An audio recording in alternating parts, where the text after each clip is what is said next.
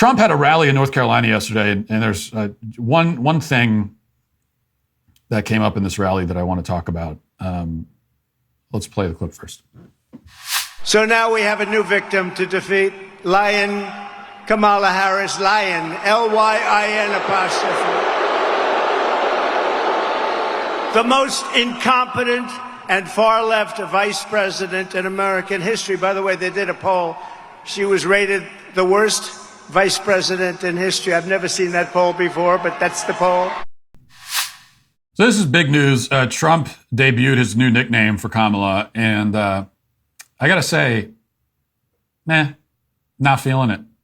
Kind of mid, as the kids would say. It's a bit mid. It's a mid nickname.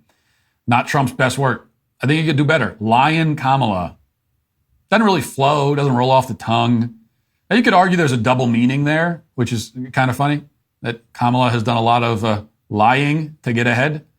You know, she's been in all kinds of positions. One could assume some of them lying, but I don't even think that he intends it that way. So I think it's just lying, like she's telling lies. Also, lying isn't the most defining thing about her. I mean, yeah, she lies, but saying that a politician lies is redundant. It's generic.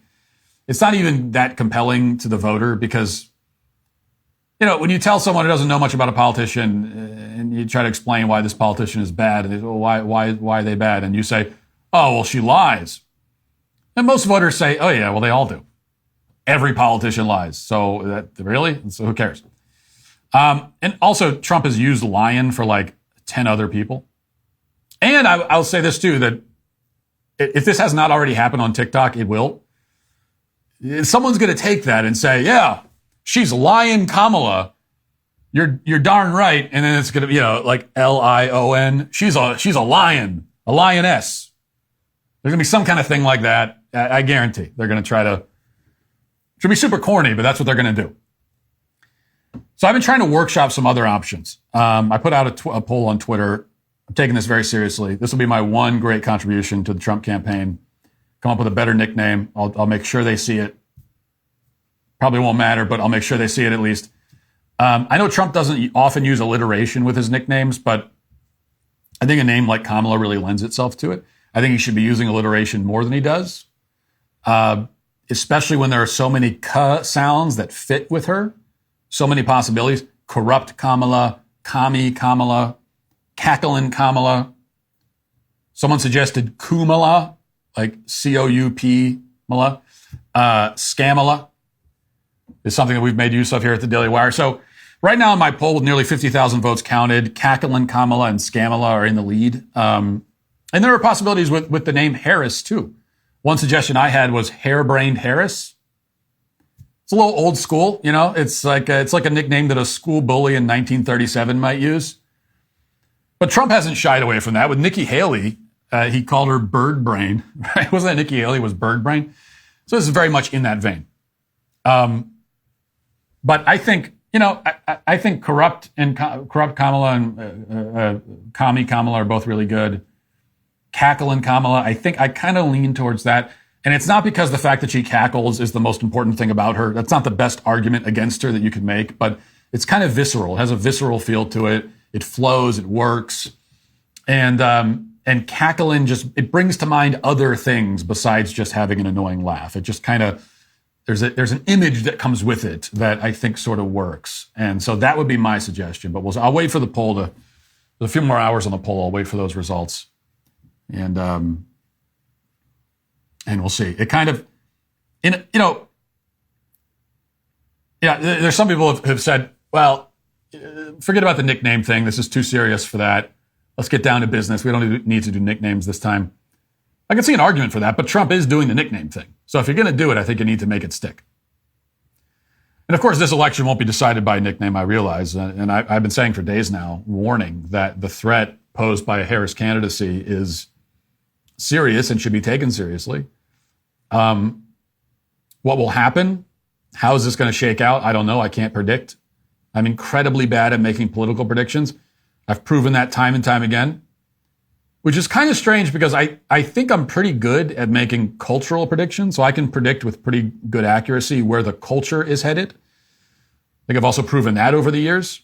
I can tell you what's next on the great metaphorical slippery slope, and I'm usually vindicated. But with politics, my crystal ball is very defective.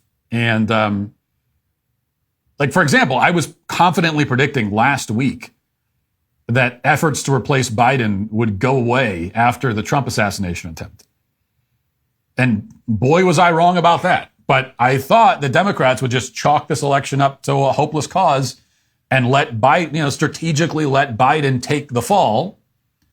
Because if somebody's going to lose to Trump, they'd rather it be some old guy who's not going to be with us much longer. Let him absorb all of that and then regroup for 2028. I thought that's the strategy they would take. I was wrong. Maybe they're still chalking it up to a hopeless cause anyway, and they're letting Harris take the fall in order to clear her out as an option for 2028 so they can move on. I don't know. Maybe she goes on to win. Maybe they think she really can win. There's an argument when you look at the electoral map that the Democrats are headed for a wipeout, at least at the top of the ballot. And I could see that. I could see Kamala falling flat on her face. There's also an argument that she mobilizes the Democrat base, she drives the female vote, energizes voters who are sick of, prior to Biden dropping out, there was a majority of voters who said that they want different options.